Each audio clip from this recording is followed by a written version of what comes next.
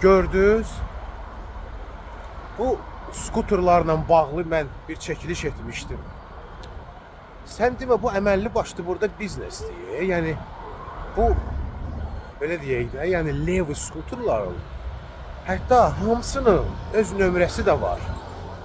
Gördünüz? Özdəki baba görürsüz, baba keçirlər yanından. Bunlar kütlə şəklindədirlər. Yəni əməlli başlı toplantı mərkəzləri var orada. Yəni bax gördüyünüz kimi çəkdim də. Bütün skuterlar nömrələnib. Yəni yaxşı, bu kimdir bu biznesin başında duran? Bu kimə görə biz uşaqlarımızı rahat həmən bu bulvarda buraxa bilmirik ki, onlar geçsinlər. Məhəllədə buraxmırıq uşağı ki, maşın vurar, götürərdik onları bulvara ki, orada rahat geçsinlər. Burada da ki, baxın. Yəni, baxın.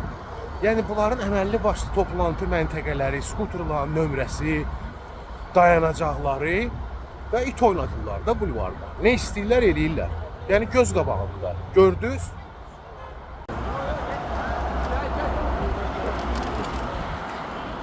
Özü də sizə deyim, kim ki cəlb olunub bu işə, bunlar hamısı az yaşlılardır.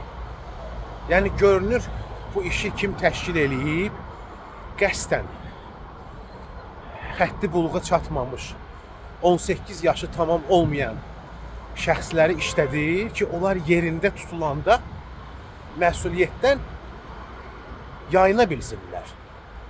Başa düşürsünüz? Yəni bu əməlli başlı bir mütəşəkkil cinayətkarlar qruplaşmasıdır.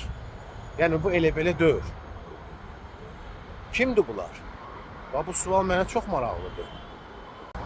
Həmən bax bu samakatların da yəni mərkəzi, dəllallar mərkəzi.